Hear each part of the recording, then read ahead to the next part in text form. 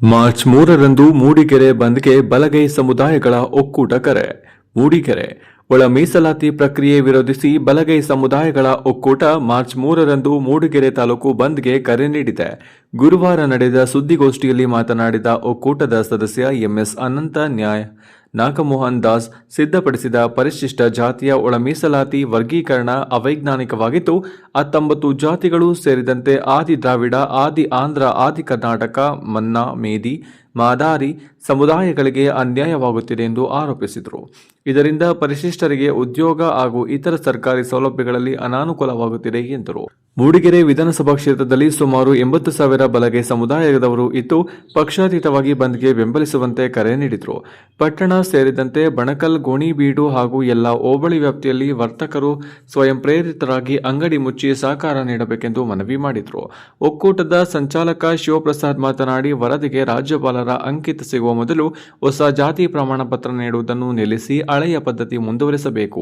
ಗೊಂದಲಗಳು ಬಗೆಹರಿಯುವವರೆಗೂ ಹಳೆಯ ಮೀಸಲಾತಿ ನಿಯಮಾವಳಿಯಂತೆ ನೇಮಕಾತಿ ನಡೆಸಬೇಕು ಹಾಗೂ ಪ್ರತಿಭಟನೆ ನಡೆಸಿದ ವಿದ್ಯಾರ್ಥಿಗಳ ಮೇಲಿನ ಪ್ರಕರಣಗಳನ್ನು ಕೈಬಿಡಬೇಕು ಎಂದು ಒತ್ತಾಯಿಸಿದರು. ಗೋಷ್ಠಿಯಲ್ಲಿ ಮಂಜುನಾಥ್ ಬೆಟ್ಟಗೆರೆ, ಸಚಿನ್ ಬಾನಹಳ್ಳಿ, ರಘುಪತಿ ಬಾಳೂರು, ಗಿರೀಶ್ ಎಸ್ಕಲ್, ಕುಮಾರ್ ಬಕ್ಕಿ, ಚಂದ್ರು ಸಾಲುಮರ, ಅಭಿಜಿತ್, ಗಣೇಶ್, ರಾಜೇಶ್ ಸೇರಿದಂತೆ ಹಲವರು ಉಪಸ್ಥಿತರಿದ್ದರು. ವರದಿ ಪ್ರಕಾಶ್ ಬಕ್ಕಿ, ಪ್ರಜಾಪವರ್, ಮೂಡಿಗೆರೆ. 6% ಪ್ರವರ್ಗ ಬಿ ಅಂದರೆ ನಮ್ಮದು ಬಲಗೈ ಸಮುದಾಯಕ್ಕೆ 5%, ಅದೇ ರೀತಿ ಸಿ ಗುಂಪಿಗೆ 5% ಅಂತ ಹೇಳಿ ತೀರ್ಮಾನವನ್ನು ಮಾಡಿದ್ವಿ. ತದನಂತರದಲ್ಲಿ ಅದು ನಮಗೆ ಯಾಕೆ ಈ ಥರ ಒಂದು ತಾರತಮ್ಯ ಅಂತ ಹೇಳಿ ನಾವು ರಾಜ್ಯ ಮಟ್ಟದಲ್ಲಿ ಶ್ರೀಯುತ ಜ್ಞಾನಪ್ರಕಾಶ್ ಸ್ವಾಮೀಜಿಯವರ ನೇತೃತ್ವದಲ್ಲಿ ಪ್ರತಿಭಟನೆಯನ್ನು ಮಾಡಿದ ನಂತರ ಎಚ್ಚೆತ್ತುಕೊಂಡ ಸರ್ಕಾರ ಅದನ್ನು ಪ್ರವರ್ಗ ಎಗೆ 6, ಪ್ರವರ್ಗ ಬಿಗೆ 6, ಇನ್ನು ಪ್ರವರ್ಗ ಸಿಗೆ 5% ನಿಗದಿ ಮಾಡಿ ಅದರ ಪ್ರಕಾರದಲ್ಲಿ ನೇಮಕಾತಿ ಪ್ರಕ್ರಿಯೆಯನ್ನು ಈಗ ಕೆಲವೊಂದು ವಿಶ್ವವಿದ್ಯಾಲಯಗಳಲ್ಲಿ ಮತ್ತೆ ಅನೇಕ ಇದರಲ್ಲಿ ನೋಡಿರ್ಬೋದು, ಸರ್ಕಾರಿ ಉದ್ಯೋಗ ಕೊಡುವಂಥ ಸಂದರ್ಭದಲ್ಲಿ. ಅದರಲ್ಲಿ ಈ ರೋಸ್ಟರ್ ಬಿಂದು ಏನಂದರೆ ಕ್ರಮಾಂಕ 9ಕ್ಕೆ ನಮ್ಮನ್ನು ಪ್ರವರ್ಗ ಬಿಗೆ ಇಟ್ಟಿದ್ದಾರೆ. ಆ ರೀತಿ ಮೀಸಲಾತಿಯನ್ನು ಪ್ರವರ್ಗ ಬಿಗೆ ಕೊಡ್ತಾ ಹೋದರೆ 30 ವರ್ಷ ಆದರೂ ಕೂಡ ನಮಗೆ ಮೀಸಲಾತಿ ದಕ್ಕೋದಿಲ್ಲ. ಆ ಒಂದು ಸ್ಥಿತಿ ಈಗ ನಿರ್ಮಾಣ ಆಗಿದೆ. ಹಾಗಾಗಿ ಇಡೀ ರಾಜ್ಯಾದ್ಯಂತ ನಮ್ಮ ಬಲಗೈ ಸಮುದಾಯ ಏನಿದೆ ಬಲಗೈ ಸಮುದಾಯದ ಮುಖಂಡರುಗಳು ಈಗ ಭುಗಿಲೆದ್ದಿದ್ದಾರೆ. ಅಲ್ಲಲ್ಲಿ ಪ್ರತಿಭಟನೆಗಳು ನಡೀತಾ ಇದೆ. ಈಗ ನೆನ್ನೆ ನೀವು ಪತ್ರಿಕೆಗಳಲ್ಲಿ ಗಮನಿಸುವ ಒಂದು ಕಡೆ ನಿರುದ್ಯೋಗದ ಪ್ರಯುಕ್ತ ಏನು ಉದ್ಯೋಗ ಕೊಡಿ ಅಂತೇಳಿ ಧಾರವಾಡದಲ್ಲಿ ಪ್ರತಿಭಟನೆ ದೊಡ್ಡ ಮಟ್ಟದಲ್ಲಿ ಆಯಿತು. ಅದೇ ರೀತಿ ಈ ಮೀಸಲಾತಿಗೂ ಕೂಡ ನಮ್ಮ ಬಲಗೈ ಸಮುದಾಯಕ್ಕೆ ಅನ್ಯಾಯ ಆಗಿದೆ. ಅದನ್ನು ನೀವು ಸರಿಪಡಿಸಬೇಕು. ಆ ಒಳ ಮೀಸಲಾತಿ ಮಾಡೋದು ಅವೈಜ್ಞಾನಿಕ. ಅದನ್ನು ರಾಜ್ಯಪಾಲರು ಅದಕ್ಕೆ ಅಂಕಿತ ಹಾಕಬಾರದು ಅಂತೇಳಿ ನಾವೆಲ್ಲ ಈಗ ಹಕ್ಕೊತ್ತಾಯವನ್ನು ಮಂಡಿಸ್ತಾ ಇದ್ದೇವೆ. ಆ ಪ್ರಕಾರವಾಗಿ ನಾವು ಮೂಡಿಗೆರೆಯಲ್ಲಿ ಜನಸಂಖ್ಯೆ ತಮಗೆ ಗೊತ್ತಿದೆ. ವಿಧಾನಸಭಾ ಕ್ಷೇತ್ರವನ್ನು ಕನ್ಸಿಡರ್ ಮಾಡಿದ್ರೆ ಸುಮಾರು 70ರಿಂದ 80,000 ಜನಸಂಖ್ಯೆ ಹೊಂದಿರುವ ನಾವು 95%ಗಿಂತ ಮೇಲೆ ನಾವು ಬಲಗೈನವರೇ ಈ ಒಂದು ವಿಧಾನಸಭಾ ಕ್ಷೇತ್ರದಲ್ಲಿ, ಅದು ವಿಶೇಷವಾಗಿ ಮೂಡಿಗೆರೆ ಮೀಸಲು ಕ್ಷೇತ್ರ. ಅದೇ ರೀತಿ ಜಿಲ್ಲೆಯಲ್ಲಿ ನಾವು ಬಲಗೈನವರು ಸುಮಾರು 3.5 ಲಕ್ಷಕ್ಕೂ ಹೆಚ್ಚು ಜನ ಇದ್ದೇವೆ.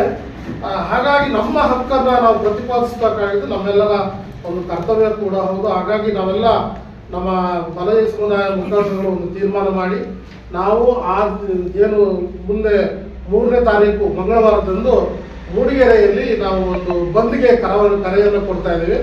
ನಾವು ಬಂದನ್ನು ನಾವು ಒತ್ತಾಯಪೂರ್ವಕವಾಗಿ ಮಾಡ್ತಾ ಇಲ್ಲ. ಆದರೆ ನಮ್ಮ ವರ್ತಕ ಮಿತ್ರರಲ್ಲಿ ನಾವು ವಿನಂತಿ ಮಾಡೋದೇನೆಂದರೆ, ನಾವು ನಿಮ್ಮೊಂದಿಗೆ ಒಡನಾಟವನ್ನು ಇಟ್ಕೊಂಡಿರುವಂಥವ್ರು ನೀವೆಲ್ಲ ಸ್ವಯಂ ಪ್ರೇರಿತರಾಗಿ ಅವತ್ತು ಮಂಗಳವಾರ ದಿನ ಬೆಳಗ್ಗೆ 6ರಿಂದ ಸಂಜೆ 6 ಗಂಟೆವರೆಗೆ ಇಡೀ ಒಂದು ಗೋಣಿಬೀಡು, ಬಣಕಲ್ಲು, ಆಮೇಲೆ 3ನೇ ತಾರೀಕು ಮಂಗಳವಾರ ದಿನ